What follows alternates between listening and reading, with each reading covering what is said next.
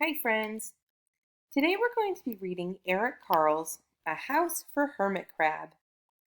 Let's go ahead and stop for a minute and look at the cover of the book. Thinking about the title and looking at the picture, what do you think this story is going to be about? Ooh, great prediction. Let's start reading and find out. Time to move, said Hermit Crab one day in January. I've grown too big for this little shell. He had felt safe and snug in his shell, but now it was too snug. Hermit Crab stepped out of the shell and onto the floor of the ocean. But it was frightening out in the open sea without a shell to hide in. What if a big fish comes along and attacks me? He thought. I must find a new house soon. Early in February, Hermit Crab found just the house he was looking for. It was a big shell and strong. He moved right in, wiggling and waggling about inside it to see how it felt. It felt just right. But it looks so plain, thought Hermit Crab. In March, Hermit Crab met some sea anemones. They swayed gently back and forth in the water. How beautiful you are, said Hermit Crab. Would one of you be willing to come and live in my house? It is so plain it needs you. I'll come, whispered a small sea anemone. Gently, Crab picked it up in his claw and put it on his shell. In April, Hermit Crab passed a flock of starfish moving slowly along the sea floor. Ooh, how handsome you are, said Hermit Crab. Would one of you be willing to decorate my house? I would, signaled a little sea star. Carefully, Hermit Crab picked it up with his claw and put it on his house. In May, Hermit Crab discovered some coral.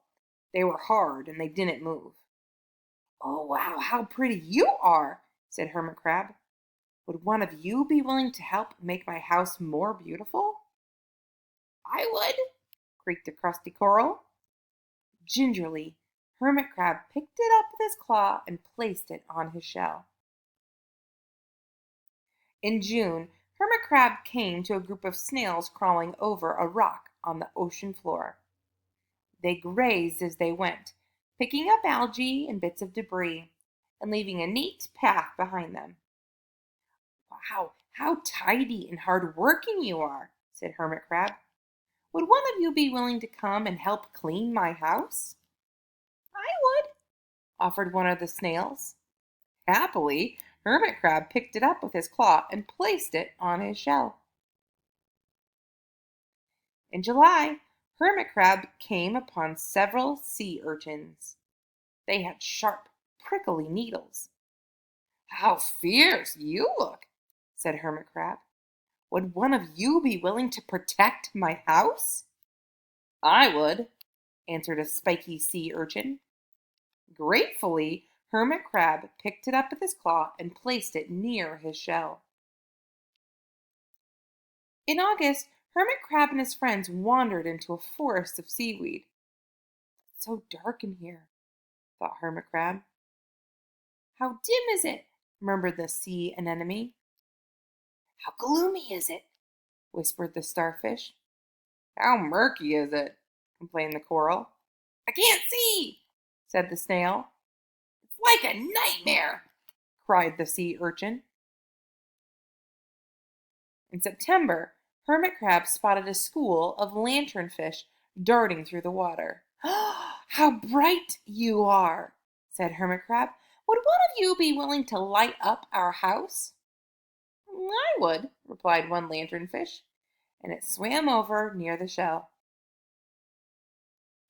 In October, Hermit Crab approached a pile of smooth pebbles. How sturdy you are, said Hermit Crab. Would you mind if I rearranged you? Not at all, answered the pebbles. Hermit Crab picked them up one by one with his claw and built a wall around his shell. Now my house is perfect, cheered Hermit Crab. Oh no, but in November, Hermit Crab felt that his shell seemed a bit too small. Little by little, over the year, Hermit Crab had grown. Soon he would have to find another, bigger home. But he had come to love his friends, the sea anemone, the starfish, the coral, the sea urchin, the snail, the lanternfish, and even the smooth pebbles. Oh, they have been so good to me, thought Hermit Crab. They are like a family. How can I ever leave them?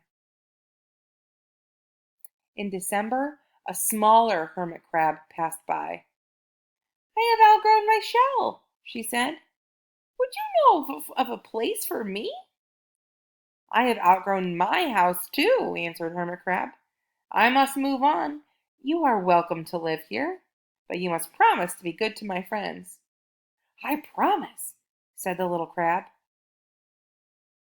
The following January, Hermit Crab stepped out and the little crab moved in.